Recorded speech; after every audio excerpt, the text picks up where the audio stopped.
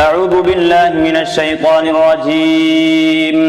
بسم الله الرحمن الرحيم حرمت عليكم الميتة والدم واللحم الخنزير وما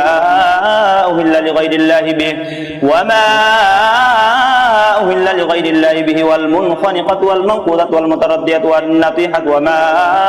أكل السبع إلا ما ذكيتم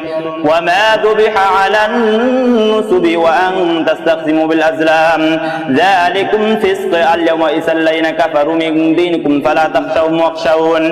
اليوم أكملت لكم دينكم وأتممت عليكم نعمتي ورضيت لكم الإسلام دينا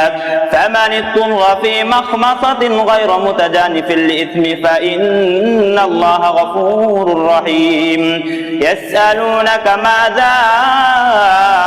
أحل لهم قل أحل لكم الطيبات وما علمتم من الجوارح مكلبينهن تعلمونهن مما علمكم الله فكلوا مما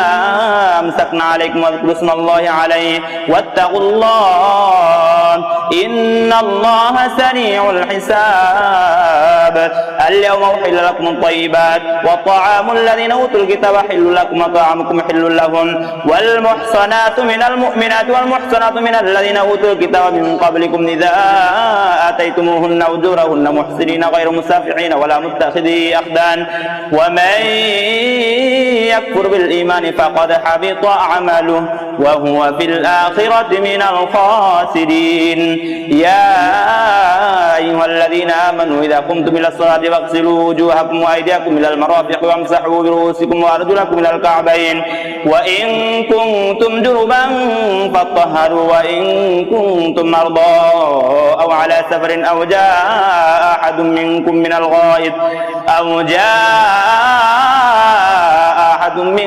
من الغائط أو لامستم النساء فلم تجدوا ماء فتيمموا صعيدا طيبا فامسحوا بوجوهكم وأيديكم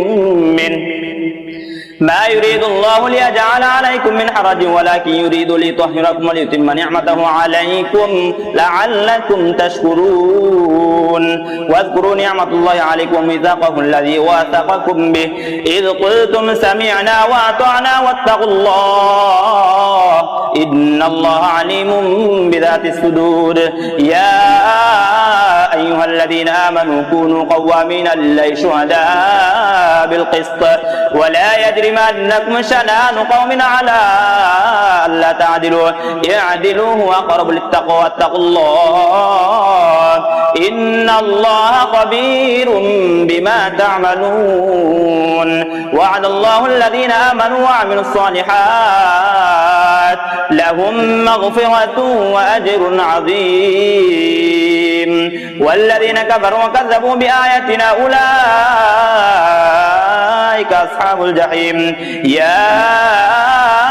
أيها الذين آمنوا اذكروا نعمة الله عليكم إذ هم قوم أن يبسطوا إليكم أيديهم فكف أيديهم عنكم واتقوا الله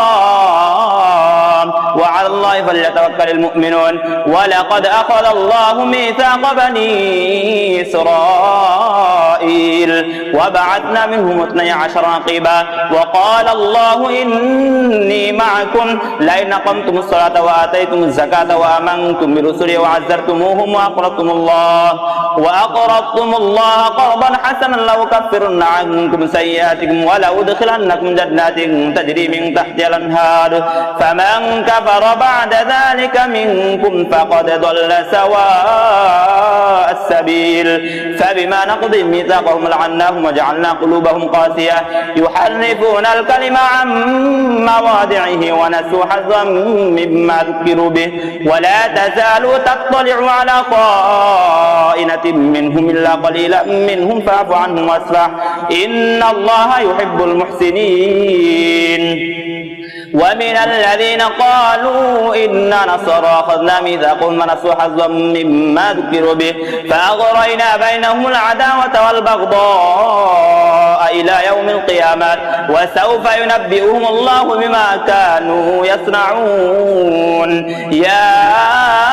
أهل الكتاب قد جاءكم رسولنا يبين لكم كثيرا مما كنتم تخفون من الكتاب ويعفو عن كثير قد جاءكم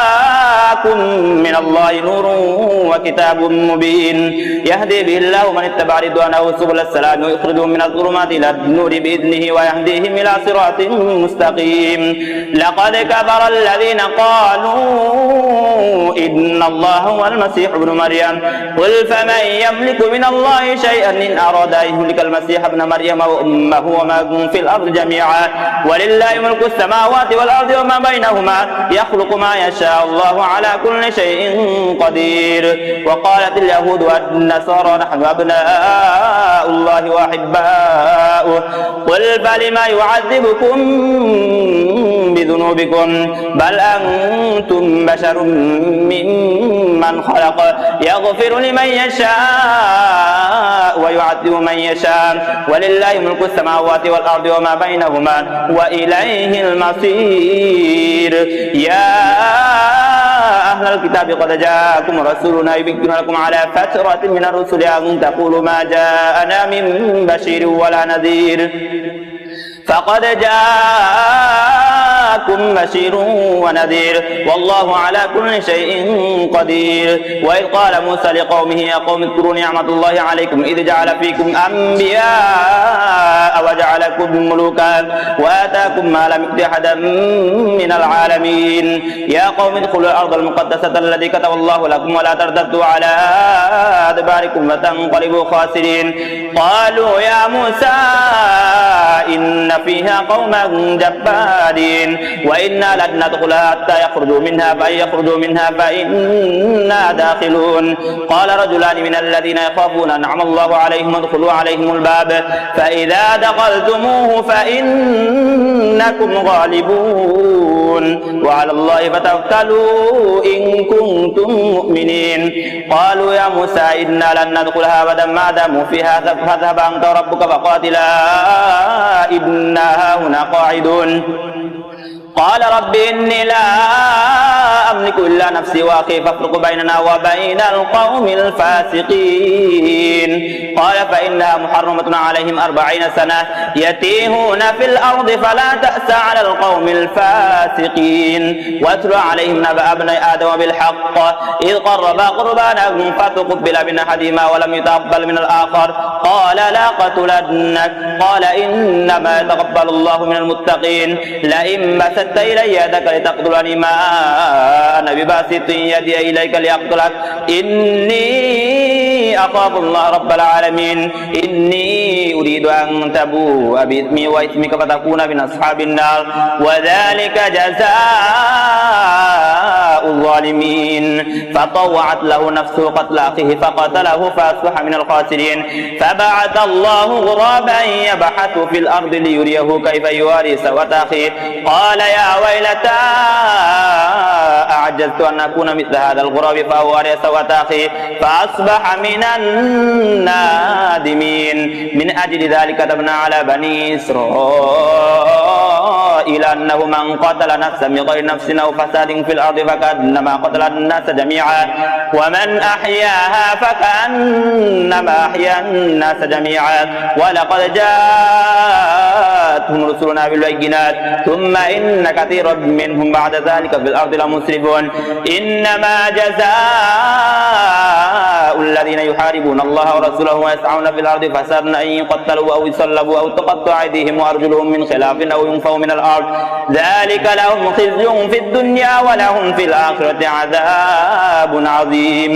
إلا الذين تابوا من قبل أن تقدروا عليهم فاعلموا أن الله غفور رحيم يا أيها الذين آمنوا ابتغوا